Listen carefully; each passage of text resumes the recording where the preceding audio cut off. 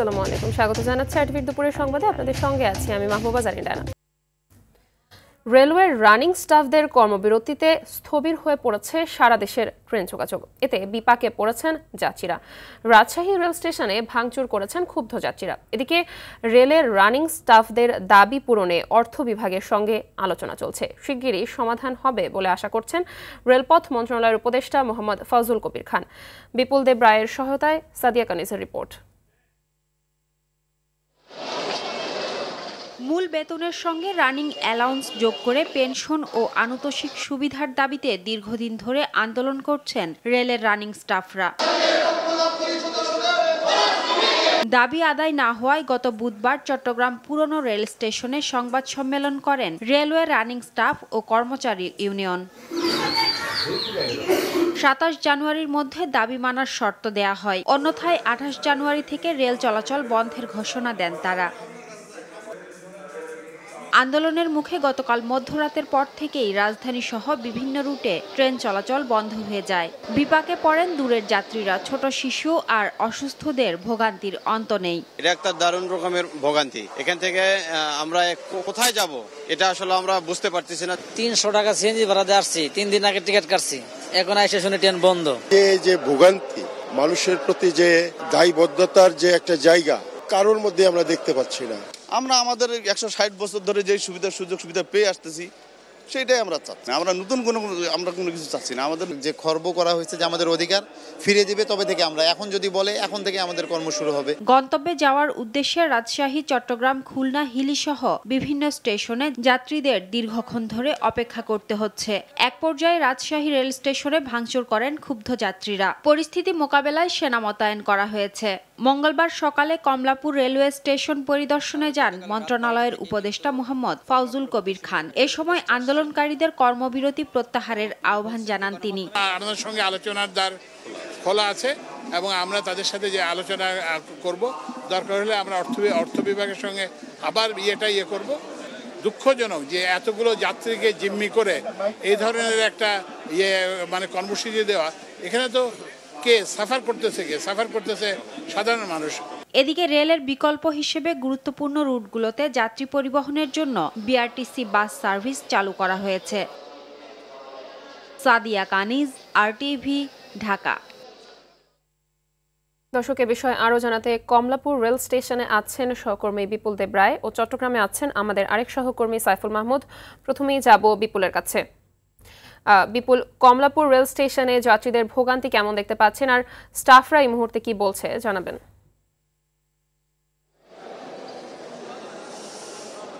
হ্যাঁ মাহবুবা, আসলে সকাল থেকেই যাত্রীদের ভোগান্তি ছিল, তবে এখন যাত্রীরা রেল স্টেশনে নেই বললেই চলে, কারণ সারাদিন ভর যারা অপেক্ষা করেছিল তারা ফেরত গিয়েছে, অর্থাৎ ট্রেনে করে যেতে না পেরে। আপনাকে যে বিষয়টি এখন সর্বশেষ যে তথ্যটি জানাতে সেটি হচ্ছে এই মুহূর্তে অর্থাৎ কমলাপুর রেল স্টেশনে বাংলাদেশ রেলওয়ের সচিব এবং এখানকার মহাব্যবস্থাপক যিনি রয়েছেন তার সাথে রুদ্রশ্বাস একটি বৈঠক চলছে। এই বৈঠকটি প্রায় 1 ঘন্টা যাবৎ চলছে। এখানে যারা শ্রমিক ফেডারেশনের নেতারা রয়েছেন তারা কিন্তু এই বৈঠকে উপস্থিত রয়েছেন। আমরা যতটুকু জানতে পেরেছি, বাংলাদেশ জাতীয়তাবাদী শ্রমিক দলের প্রধান সমন্বয়ক অর্থাৎ অ্যাডভোকেট শামসুর রহমান শিমুল বিশ্বাস রয়েছেন এবং সেই সাথে শ্রমিক ইউনিয়ন এবং শ্রমিক ফেডারেশনের বিভিন্ন নেতৃবৃন্দ রয়েছেন, অর্থাৎ রানিং স্টাফদের পক্ষে হয়ে তারা কথা বলছেন এই রেল সচিব এবং মহাব্যবস্থাপকের সাথে। আমরা তো যতটুকু জানতে পেরেছি, ভিতরগত তথ্য অনুযায়ী তারা এখনো পর্যন্ত কোনো সিদ্ধান্তে পৌঁছাতে পারেনি, অর্থাৎ রানিং স্টাফদের যে দাবি রয়েছে, যে পেনশন এবং তাদের যে ভাতার যে বিষয়গুলো, সেটি তারা দাবি আদায় করার জন্য যে কর্মবিরতি দিয়েছে, সেই দাবির বিষয়ে এখনো পর্যন্ত কোনো সমাধান হয়নি। তাই এখনো পর্যন্ত সেই বৈঠকটি চলছে। তবে আমরা যতটুকু জানতে পেরেছি যে যদি কোনো সমাধান বা শুরু হয়, তারপর পরবর্তী তারা গণমাধ্যম কর্মীদের এসে তাদের বক্তব্য দিবেন বা তাদের দাবি দাবার যে বিষয়গুলো ও সিদ্ধান্ত হচ্ছে সেগুলো আমাদেরকে জানাবেন। এছাড়া রেলওয়ের যে পরিস্থিতি, কমলাপুর রেল স্টেশনের যে সকল যাত্রী গতকাল রাত থেকে অপেক্ষমান ছিল তাদেরকে রেলওয়ে কর্তৃপক্ষের কাছ থেকে যে বিআরটিসি বাসের যে ব্যবস্থাপনা করা হয়েছে, আমরা দেখেছি অনেক যাত্রী তাদের বাসে করে যাচ্ছেন এবং অনেক যাত্রী তাদের অন্য জায়গায় ফেরত যাচ্ছেন। তবে এই যে দুর্ভোগটা সৃষ্টি হয়েছে, সেই দুর্ভোগটা কখন লাঘব হবে সেটি আসলে এই যে মিটিংটি চলছে সেই মিটিংটির সমাধান হতে পারে বলে আমাদেরকে এমনটা আশ্বস্ত করেছেন। সেই সাথে শুধু রাজধানী জুড়ে না, রাজধানীর অন্যান্য যে সারা দেশে যে স্টেশনগুলো রয়েছে সব জায়গায় কিন্তু ভোগান্তি চলছে এবং এই ভোগান্তির খবর জানাতে এই মুহূর্তে চট্টগ্রাম রয়েছেন আমাদের আরেক সহকর্মী সাইফুল মাহমুদ। আমরা সরাসরি যুক্ত হচ্ছি সেখানে। আসলে আপনি যেমনটি বলেছেন ঠিক সেরকম চিত্র কিন্তু চট্টগ্রাম স্টেশনে দেখা দিয়েছে। আমি এই মুহূর্তে দাঁড়িয়ে আছি চট্টগ্রাম স্টেশনের প্ল্যাটফর্মে। আমি একটু আপনাদেরকে দেখানোর চেষ্টা করছি। আসলে এই মুহূর্তে চট্টগ্রাম স্টেশনের প্ল্যাটফর্ম কিন্তু একেবারে যাত্রী শূন্য। সকাল থেকেই কিন্তু এখানে যাত্রীরা প্রচণ্ড ভিড় করেছিল বিভিন্ন গন্তব্যে যাওয়ার জন্য, এবং তারা যেতে না পেরে কিন্তু এক প্রকার তাদের মধ্যে আসলে উত্তেজনা দেখা দিয়েছে। এরপরে কিন্তু রেলওয়ে কর্তৃপক্ষ এবং বিআরটিসির সহযোগিতায় চট্টগ্রাম থেকে বেশ কিছু বিআরটিসি বাস বিভিন্ন গন্তব্যে যাচ্ছে। যারা টিকিট দেখাতে পারছেন তাদেরকে সরাসরি বাসে তুলে নিচ্ছে এবং তুলে নিয়ে যেই কাছাকাছিতে যে গন্তব্যগুলো আছে সেগুলোতে তারা যাচ্ছেন, এবং যারা যেতে চাচ্ছেন না তারা কিন্তু টিকিট দেখানোর পরে তারা টাকা ফেরত নিতেন। এতে করে আসলে চট্টগ্রাম স্টেশনের যাত্রী ভোগান্তি থাকলেও সেরকম কোনো উত্তেজনা দেখা দেয়নি। তবে চট্টগ্রাম থেকে প্রতিদিন মোট 21টি ট্রেন ছেড়ে যায় দেশের বিভিন্ন স্থানে। এই সকাল থেকে এ পর্যন্ত 60টি ট্রেনের যাত্রা বাতিল করেছেন কর্তৃপক্ষ, এবং ধারণা করা হচ্ছে আসলে এটার সমাধান না হওয়া পর্যন্ত পরবর্তীতে যে ট্রেনগুলো আছে 14টি ট্রেন সেটিও যাত্রা হয়তো বাতিল করতে পারে। তবে কর্তৃপক্ষর আশা যে রাতের মধ্যে বিকালের মধ্যে কিন্তু এটা একটা চূড়ান্ত সিদ্ধান্ত পৌঁছাবেন। এরপর পরে হয়তো ট্রেনের যে শিডিউলগুলো আছে সেগুলি তারা পালন করবেন। তবে এখানে যারা রানিং স্টাফ আছে তারা জানালো আসলে তাদের এই সমস্যার সমাধান যতদিন পর্যন্ত হবে না ততদিন পর্যন্ত তারা কিন্তু এই ধর্মঘট চালিয়ে যাবেন। তবে এখানে কিন্তু যাত্রীদের একটা ক্ষোভ রয়েছে, সেটি হচ্ছে যে রেলওয়ে কর্তৃপক্ষ তো নিশ্চয়ই জানতো এই যে রানিং স্টাফদের আসলে এই বিষয়টি, কিন্তু কেন তারা আগে কিন্তু আসলে এটার একটা ডিক্লারেশন দেয়নি। যারা এসেছেন তারা হয়তো টিকিট করতো না, এবং যারা টিকিট করেছেন তারা হয়তো অন্যভাবে তারা যেতে পারতো। কিন্তু এখানে কিন্তু যারা যাত্রী আছে তারা কিন্তু সরাসরি রেলওয়ে কর্তৃপক্ষকে কিন্তু এটা দায়ী করেছেন। খুব দ্রুত যাতে এটার সমাধান হয় তারা কিন্তু সেটা প্রত্যাশা করতে। মাহবুবা, এই ছিল রানিং স্টাফদের কর্মবিরতি নিয়ে আমার কাছে এই মুহূর্তে সর্বশেষ তথ্য। ধন্যবাদ আপনাদের দুজনকে। খুলনা বিভাগীয় ট্যাঙ্ক লরি শ্রমিক ইউনিয়নের সাধারণ সম্পাদক আলী আজিমকে আটকের প্রতিবাদে অনির্দিষ্টকালের ধর্মঘট চলছে বিভাগ জুড়ে। টানা 3 দিন ধরে খুলনা বিভাগীয় ট্যাঙ্ক লরি মালিক শ্রমিক ঐক্য পরিষদের ডাকা এই ধর্মঘটের কারণে সকাল থেকে ঝিনাইদহের 6টি উপজেলার 34টি ফিলিং স্টেশনগুলোতে জ্বালানি তেল, ডিজেল, পেট্রোল, অকটেন সংকট দেখা দিয়েছে। ধর্মঘটের কারণে বিভাগ জুড়ে যাত্রীরাও চরম ভোগান্তিতে পড়েছেন। ব্যাহত হচ্ছে সেচ কার্যক্রম। এ বিষয়ে খুলনা বিভাগীয় ট্যাঙ্ক লরি শ্রমিক ঐক্য পরিষদের নির্বাহী সদস্য বিএম কামরুজ্জামান জানান, সাধারণ সম্পাদক আলী আজিমকে মুক্তি না দিলে তাদের ধর্মঘট চলমান থাকবে। গেল 26 জানুয়ারি থেকে অনির্দিষ্টকালের এই ধর্মঘটের ডাক দেয় সংগঠনটি।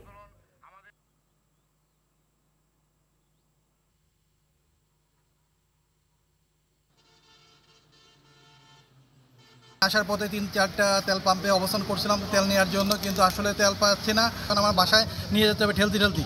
এখন সব জায়গায় এই একই অবস্থা চলতেছে, যার কারণে আমরা যারা বাইকার চালক তারা আসলে খুব খারাপ অবস্থার ভিতর দিয়ে পার করছি। 3 দিন ধরে তেল নেই, ডিপো থেকে তেল দিচ্ছে না, এই কারণে ডিপো হরতাল চলতেছে, সেই কারণে আমাদের কোনো গাড়ির তেল ঠিক করতে পারতেছি না। দর্শক, ধর্মঘটের বিষয়ে জানাতে খুলনা থেকে আমাদের সঙ্গে সরাসরি যুক্ত হচ্ছেন সহকর্মী এস এম মনিরুজ্জামান। মনির, ধর্মঘটের বিষয়ে সবশেষ কি তথ্য আছে আপনার কাছে জানাবেন? হ্যাঁ মাহবুবা, যেমনটা বলছিলেন, খুলনা বিভাগীয় শ্রমিক ইউনিয়নের সাধারণ সম্পাদক আলী আজমকে গ্রেফতার করার প্রতিবাদে কর্মবিরতি পালন করছে। আজ 3য় দিনে এখন পর্যন্ত কিন্তু তাদের কর্মবিরতি চলছে, যার ফলে খুলনার যে 3টি ডিপো রয়েছে পদ্মা, মেঘনা, যমুনা, এই ডিপোগুলো থেকে কিন্তু কোনো পেট্রোল পাম্প মালিক এসে তেল উত্তোলন করতে পারছে না, যার ফলে কিন্তু খুলনার 10 জেলায় এবং বৃহত্তর ফরিদপুরের 5 জেলায় তেল না যে অনেক তেল পাম্প কিন্তু ইতিমধ্যে বন্ধ হয়ে গিয়েছে বলে আমি জানতে পেরেছি। সেই সঙ্গে শীত মৌসুমে সবজি সহ ধান খেতে যে সেচ দেওয়া হয় সেই সেচও কিন্তু অনেকটা বিঘ্নিত হচ্ছে তেলের অভাবে। তবে এই অবস্থা যদি চলতে থাকে আগামী কাল থেকে কিন্তু এই অঞ্চলে প্রায় প্রতিটি পেট্রোল পাম্পই বন্ধ হয়ে যাবে বলে অনেকে ধারণা করছেন। আপনাকে আরও জানিয়ে রাখি, আলী আজমকে আজ খুলনা মেট্রোপলিটন ম্যাজিস্ট্রেট আদালতে উঠানো হয়েছিল, কিন্তু আজ তার জামিন দেওয়া হয়নি, যার ফলে কিন্তু শ্রমিক নেতারা আবারও বলেছেন যে তার যতদিন জামিন না হবে তাদের এই কর্মবিরতি একটানা চলতে থাকবে বলে তারা জানিয়েছেন। আমি এই মুহূর্তে দাঁড়িয়ে আছি নগরীর খালিশপ্রস্থ পদ্মা গেট এলাকায়। পদ্মা তেল ডিপো, এই ডিপো থেকে খুলনা সহ আশপাশের সকল জেলায় যে তেল সরবরাহ করা থাকে। এইখানে তেল ডিপো খোলা থাকলেও কোনো সকাল থেকে কোনো গাড়ি আসেনি এবং কোনো ট্যাঙ্কলরিতে কোনো তেল উত্তোলন করেনি। তার ফলে কিন্তু খুলনা বিভাগ সহ আশপাশের সকল জেলার যে সকল তেলের পাম্প রয়েছে তারা অনেকটা তেল না দিতে পারে অনেকটা হিমশিম খেচ্ছে যার ফলে আগামীকাল থেকে প্রায় সকল পেট্রোল পাম্প বন্ধ হয়ে যাবে বলে অনেকে ধারণা সহ সকলে মনে করেন। এই যে সমস্যা হয়েছে এই সমস্যার আশু সমাধান তা নাহলে কিন্তু আগামীকাল থেকে শুধু তেল পাম্প নয়, খুলনা এই অঞ্চল থেকে সারা দেশের যে যোগাযোগ ব্যবস্থা বাস ট্রাক রয়েছে সেগুলো বন্ধ হওয়ার সম্মুখীন হবে বলে অনেকে বলেছেন। বাবা এই ছিল খুলনা নগরীর পদ্মা গেট থেকে ট্যাঙ্কলরি শ্রমিক আন্দোলনের সর্বশেষ খবর। ধন্যবাদ আপনাকে। সরকারি প্রতিনিধির সঙ্গে বৈঠকে বসেছে আন্দোলনরত স্বতন্ত্র ইবতেদায়ী মাদ্রাসার শিক্ষকরা। আলটিমেটাম শেষ হবার 1 ঘন্টা আগে আমন্ত্রণ পেয়ে সচিবালয়ে যান তারা। এর আগে 10ম দিনের মতো রাজধানীতে অবস্থান কর্মসূচি পালন শুরু করেন ইবতেদায়ীর শিক্ষকরা। ঢাকা বিশ্ববিদ্যালয়ের চারুকলা অনুষদের সামনের সড়কে রাত কাটিয়ে সকাল থেকে সেখানেই অবস্থান নিয়ে স্লোগান দিচ্ছেন তারা। এ সময় একজন শিক্ষক অসুস্থ হয়ে পড়লে তাকে হাসপাতালে স্থানান্তর করা হয়। অবস্থান কর্মসূচিতে উপস্থিত হয়ে বাংলাদেশ মাদ্রাসা শিক্ষক পরিষদের যুগ্ম সম্পাদক ইবতেদায়ী শিক্ষকদের আন্দোলনে একাত্মতা জানান। গতকাল সরকারের কোনো বার্তা না পেয়ে জাতীয়করণে 24 ঘন্টার আলটিমেটাম দেয় স্বতন্ত্র ইবতেদায়ী মাদ্রাসা শিক্ষক ঐক্যজোট। আওয়ামী পতিত সরকার যে বৈষম্য সৃষ্টি করেছে আমাদের মধ্যে, সেই বৈষম্য আপনারা দূর করবেন। আমরা প্রাইমারি স্কুলের মতো উপবৃত্তি পেতাম, আওয়ামী লীগ সেটি বন্ধ করে দিয়েছিল, এখনো বন্ধ আছে, সেটি চালু চাই। দর্শক, ঢাকা বিশ্ববিদ্যালয়ের চারুকলা অনুষদের সামনে থেকে আমাদের সঙ্গে সরাসরি যোগ দিচ্ছেন সহকর্মী অরণ্য গফুর। অরণ্য, আলটিমেটাম কি শেষ হয়েছে কিনা জানাবেন। আর সচিবালয়ে বসেছে আমরা জানি মাদ্রাসা শিক্ষক এবং বাকিরা, তো এ বিষয়ে সর্বশেষ কি তথ্য আছে আপনার কাছে জানাবেন। মাহবুবা, শিক্ষকদের আলটিমেটাম কিন্তু শেষ হওয়ার সময় ছিল দুপুর 2টা, কিন্তু সরকারের পক্ষ থেকে দুপুর 1:15 সময় এখানে একটি মেসেজ আসে যে শিক্ষকদের সঙ্গে বসতে চায় সরকারের প্রতিনিধি দল, এবং সেই হিসেবেই শিক্ষকদের 15 সদস্যের একটি প্রতিনিধি দল সচিবালয়ে গিয়েছেন এবং তারা শিক্ষা মন্ত্রণালয় এবং প্রাথমিক ও গণশিক্ষা মন্ত্রণালয়ের যে প্রতিনিধি দল আছে তাদের সঙ্গে কিন্তু বৈঠকে বসেছেন। তো ওখানে কি আলোচনা হয় এবং আলোচনা পরবর্তীতে কি হয় সেটা জানতে আমাদের অপেক্ষা করতে হবে। তবে শিক্ষক নেতারা এখান থেকে যাওয়ার সময় কিন্তু বলে গিয়েছেন যে জাতীয়করণ ছাড়া অন্য কোনো দাবি তারা মানবেন না এবং এখান থেকে তারা অবস্থান প্রত্যাহার করবেন না। বাদ বাকি অন্যান্য দাবি দেওয়ার ক্ষেত্রে তারা হয়তো শিথিলতা প্রদর্শন করতে পারেন। তো সব মিলিয়ে আসলে 10তম দিনের মতো আজকে শিক্ষকরা এখানে অবস্থান করছে, আপনারা দেখছেন, এবং তারা বিভিন্ন রকমের দোয়া দরুদ মোনাজাত স্লোগানের মধ্য দিয়ে কিন্তু দিন অতিবাহিত করছেন। এখানে যেমন নারী শিক্ষকরা রয়েছেন, তেমনি বিভিন্ন বয়সের বৃদ্ধ থেকে শুরু করে যুবক শিক্ষক সমস্ত প্রকার শিক্ষকরা রয়েছেন। তারা দাবি দাওয়া পেশ করেছেন যে 40 বছর যাবৎ একটি জাতীয় শিক্ষা কারিকুলামের অধিভুক্ত থাকার পরেও তারা কেন অন্য অন্য প্রাথমিক বিদ্যালয়ের শিক্ষকদের মতো জাতীয় সুযোগ সুবিধা পাচ্ছেন না এবং সরকারের সামান্যতম মর্যাদাও পাচ্ছেন না। তারা এখনো নিজেদের খরচে চলতে হচ্ছে। এই ব্যাপারটা নিয়ে তাদের মধ্যে প্রচণ্ড ক্ষোভ, এবং বিগত রাজনৈতিক সরকারগুলো তাদেরকে বিভিন্ন সময় আশ্বাস দিয়েছিল কিন্তু সেটি বাস্তবায়ন করেনি। এই জন্যই তারা মূলত এই নিরপেক্ষ সরকারের অধীনে এটি বাস্তবায়ন হবে এই আশ্বাসটা নিয়েই মূলত তারা এই রাজপথে আছে এবং দীর্ঘদিনের মতো আন্দোলন করছে। এর আগে কিন্তু তারা নিয়মিত আন্দোলন করলেও এত দীর্ঘ সময় পর্যন্ত তারা সড়কে অবস্থান করেনি।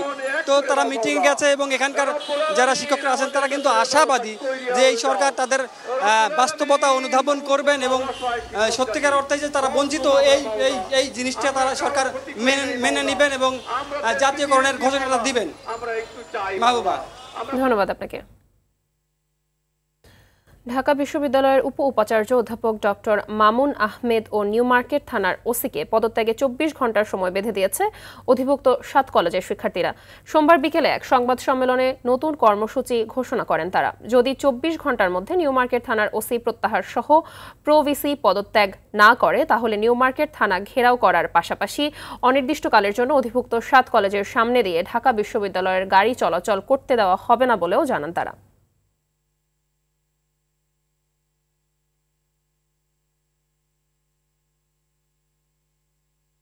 নির্বাচনের প্রস্তুতি জানতে প্রধান নির্বাচন কমিশনার এএমএম নাসির উদ্দিনের সঙ্গে বৈঠক করেছেন ইউরোপীয় ইউনিয়নের রাষ্ট্রদূত মাইকেল মিলার। বৈঠক শেষে সিইসি বলেন, আগামী সংসদ নির্বাচন গ্রহণযোগ্য করতে কমিশন কোনো আপোষ করবে না এবং নির্বাচন কমিশনের স্বাধীনতা খর্ব হবে এমন কোনো সংস্কার গ্রহণযোগ্য হবে না। মাইকেল মিলার বলেন, ইউরোপীয় ইউনিয়ন চায় আগামী নির্বাচন হবে নিরপেক্ষ ও আন্তর্জাতিক মানদণ্ড অনুযায়ী। আতিকা রহমানের রিপোর্ট।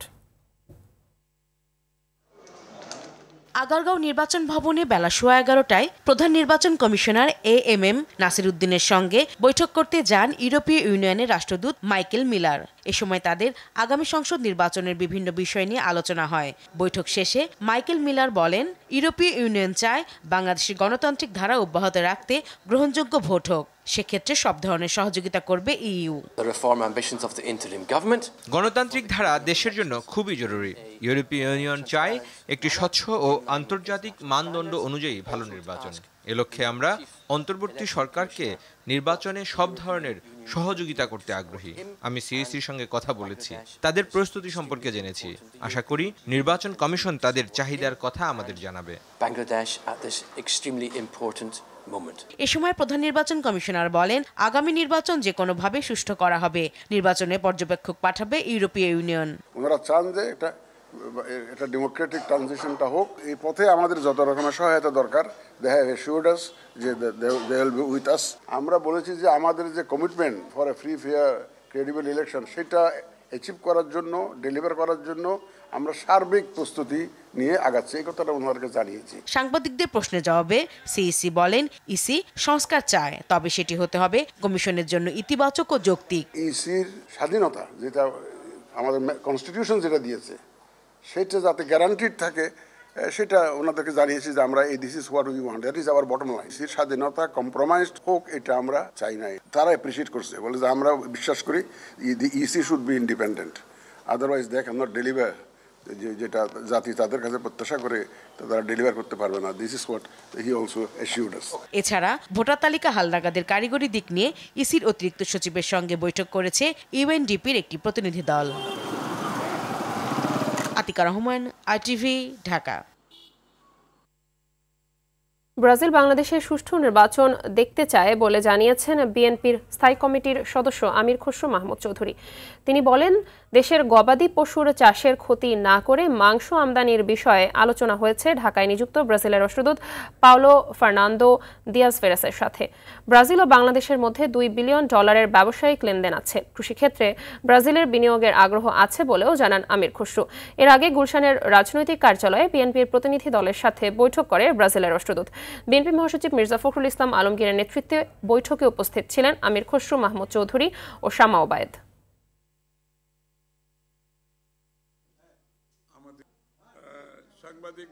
নির্বাচন নিয়ে কথা হচ্ছে, তারা মনে করে স্বাভাবিকভাবে নির্বাচন তো সবাই দেখতেছে। এখন তারা মন্তব্য করেছে নির্বাচন, তারা মনে করছে নির্বাচন হবে। রেড মিট তারা এক্সপোর্ট করতে চায়, তারা এখানে ওয়্যার হাউস করতে চায়। আমাদের যাতে গবাদি পশুর যে চাষবাস হচ্ছে, এটা যাতে ক্ষতিগ্রস্ত না হয়, সেটাও মাথায় রাখতে হবে। এবং তারা সাথে সাথে এখানে টেকনোলজি ট্রান্সফার করতে চাচ্ছে। তারা রপ্তানি করে মিট ক্রমান্বয়ে এই মিটগুলো যাতে বাংলাদেশে কম খরচে প্রোডাকশন করতে পারে কিনা, সেটাও তারা ভাবছে।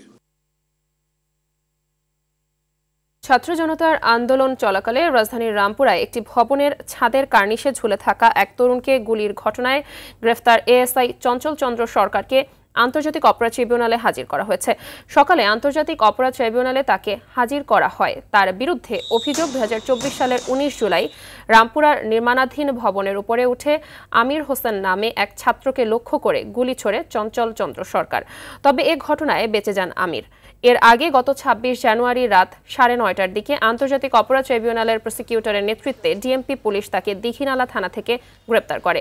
এদিন পুলিশের এডিসি এম মইনুল ইসলামকে ট্রাইব্যুনালে হাজির করার কথা রয়েছে।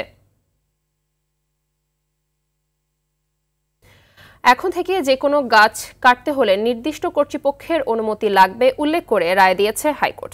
গাছ কাটা বন্ধে জনপ্রশাসন মন্ত্রণালয় 7 দিনের মধ্যে একটি সার্কুলার ইস্যু করে উপজেলা নির্বাহী অফিসারের নেতৃত্বে কলেজের অধ্যক্ষ, সমাজকর্মী, পরিবেশবাদী, সমাজ কল্যাণ officer, assistant commissioner of land এবং এলজিইডির এক্সিকিউটিভ ইঞ্জিনিয়ারের সমন্বয়ে কমিটি গঠনের নির্দেশ দেওয়া হয়েছে। যাদের অনুমতি ছাড়া গাছ কাটা যাবে না বলে রায় দেন হাইকোর্ট। মঙ্গলবার এ রায় দেন বিচারপতি ফাহমিদা কাদেরের দ্বৈত বেঞ্চ। এর আগে পরিবেশ রক্ষায় রাজধানী সহ সারা দেশের গাছ কাটা নিয়ন্ত্রণে কমিটি গঠনে কেন নির্দেশনা দেওয়া হবে না তা জানতে চেয়ে রুল জারি করেছেন হাইকোর্ট। গাছগুলো কাটা যাবে না, তাদের যে অর্থ সেটা সরকার পরিশোধ করবে, কারণ সরকারের অর্থ দেওয়ার মাধ্যমে এই গাছগুলো রাখার মাধ্যমে দেশের উপকার হবে, পরিবেশ রক্ষা হবে। এটা খুব ইম্পর্টেন্ট। এই জন্য আমরা ওই আবেদন করেছিলাম, আদালত রুল অ্যাবসলিউট করে এই নির্দেশনাগুলো দিয়েছে। পারমিশন ছাড়া গাছ কাটা যাবে না, নির্দিষ্ট কর্তৃপক্ষের কাছ থেকে পারমিশন নিতে হবে, আর কর্তৃপক্ষগুলো কিভাবে হবে সেটাও আদালত নির্দেশনা দিয়েছে। অর্থনৈতিক টানাপোড়েন ও মূল্যস্ফীতির মধ্যেই অস্বাভাবিক পরিচালন মুনাফা পেয়েছে দেশের সবল ব্যাংকগুলো। সুদহার বৃদ্ধিকে এর প্রধান কারণ হিসেবে দেখা হচ্ছে। তবে সার্বিক অর্থনীতি ও ভোক্তারা এ মুনাফার কোনো সুফল পাবে না বলে জানিয়েছেন অর্থনীতিবিদরা। অরণ্য গফুরের রিপোর্ট। আন্তর্জাতিক মুদ্রা তহবিল IMF এর পরামর্শে মূল্যস্ফীতি নিয়ন্ত্রণে সুদের হার বাড়িয়ে দেয় বাংলাদেশ ব্যাংক। এতে ব্যবসা পরিচালনা ব্যয় বেড়ে যাওয়ায় মূল্যস্ফীতি না কমে উল্টো বৃদ্ধি পায়। সাধারণ মানুষ এর সুফল না পেলেও পোয়াবারও ব্যাংকগুলোর। বিদায়ী বছরে 2000 কোটি টাকার উপর পরিচালন মুনাফা করেছে 5টি ব্যাংক। এর মধ্যে ইসলামী bank 66, BRAC bank 72.29, Pubali 51.66, city 69.53 ও ডাচ বাংলা ব্যাংক প্রবৃদ্ধি করেছে 61.71%। নিচের দিকে থাকলেও ওয়ান ব্যাংকের প্রবৃদ্ধি 129%। পরিসংখ্যান বলছে হাতে তারল্য বেশি থাকা ব্যাংকগুলোই অধিক মুনাফা করেছে, সঙ্গে ছিল দুর্বল ব্যাংকগুলোর ব্যর্থতা। ইমব্যালেন্স ব্যাংকিং সেক্টরে আছে, কেউ লসে চলে গেছে, কেউ খুব জাম দিয়ে কয়েকটা ব্যাংক বড় প্রফিট করেছে। কতিপয় ব্যাংক যখন পারফর্ম করতে পারছিল না, তাদের প্রতি তো ট্রাস্টটা জনগণের কমে গেছে, তার একটা ইফেক্টও কিন্তু আমাদের এখানে এসছে। মানে দেখা গেছে যে তাদের ওখানকার ডিপোজিটররা নিউজটা দেখে আমাদের এখানে কালেকশন অ্যাকাউন্টে দিয়েছে, লো কস্টে ডিপোজিট দিয়েছে, FDR দিয়েছে, যে আমার ডিপোজিট বেড়েছে 15,000 কোটি টাকা। এতে লুটপাটের শিকার ও দুর্বলগুলো পিছিয়ে পড়লেও অস্বাভাবিক মুনাফা অর্জনকে ব্যাংকগুলোর কৃতিত্ব বলে মনে করে বাংলাদেশ ব্যাংক। ব্যাংক লোন দিতে পারছে না, এটা তো বিশাল ক্লায়েন্ট না, এই ক্লায়েন্ট বেস কোথায় যাবে? তখন ডেফিনেটলি অন্যদের কাছে গিয়েছে, যারা দিতে পেরেছে, ভালো ম্যানেজমেন্ট দিয়ে এই ক্লায়েন্টদেরকে আকর্ষণ করতে পেরেছে, তারা লাভবান হয়েছে। নীতি সুদহার বাড়ানোর কারণে মার্কেটে সাপ্লাই কমে যাবে, মানিয়ে আমরা ইনফ্লেশন কমাবো, কিন্তু তার সাথে তো ব্যাংক রেটের কোনো সম্পর্ক নাই। পরিচালন মুনাফার এই উল্লম্ফনে অবাক হয়েছেন ব্যাংক বিশেষজ্ঞ ডক্টর তৌফিক আহমেদ চৌধুরী। তিনি বলছেন এটা শুভঙ্করের ফাঁকি। ডিপোজিট রেট, লেন্ডিং রেটের মধ্যে ডিফারেন্সটা বেড়ে গেছে, আবার আমাদের বরোইং রেট এবং investment rate on the part of the government, সেখানেও আমাদের স্প্রেড বেড়ে গেছে। এই দুই জায়গাতেই স্প্রেড বেড়ে যাওয়ার ফলেই ভালো ভালো ব্যাংকগুলোর জন্য একটা উইনফল গেইন হয়ে গেছে। কিন্তু পরিচালন মুনাফাই কিন্তু আসলে আসল মুনাফা না একটা ব্যাংকের। পরিচালন মুনাফা হলে ভোক্তা পর্যায়ে কোনো বেনিফিট হবে, ব্যাংকগুলো বেনিফিট পাবে। এখন যদি ডিভিডেন্ড বেড়ে যায় তো শেয়ার হোল্ডাররা বেনিফিট পাবে, তাই না? বাংলাদেশের মতো দেশে শুধু ইন্টারেস্ট রেট বাড়িয়ে ইনফ্লেশন কন্ট্রোল করা যায় না, আপনাকে সাথে সাথে এই সাপ্লাই চেইন ম্যানেজমেন্টটাও দেখতে হবে।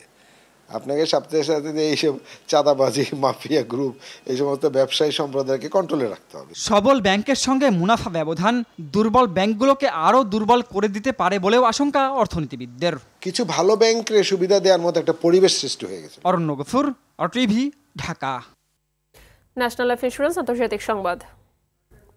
চাকরি হারালেন যুক্তরাষ্ট্রের 1 ডজনেরও বেশি আইন কর্মকর্তা।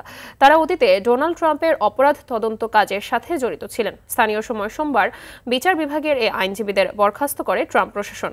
বরখাস্তকৃত কর্মকর্তাদের কাছে ট্রাম্পের নিয়োগকৃত ভারপ্রাপ্ত অ্যাটর্নি জেনারেল জেমস ম্যাকহেনরির পাঠানো এক চিঠিতে বলা হয়, প্রেসিডেন্ট ট্রাম্পের এজেন্ডা যথাযথভাবে বাস্তবায়নে এসব আইন কর্মকর্তাদের উপর আর বিশ্বাস করা সম্ভব হচ্ছে না।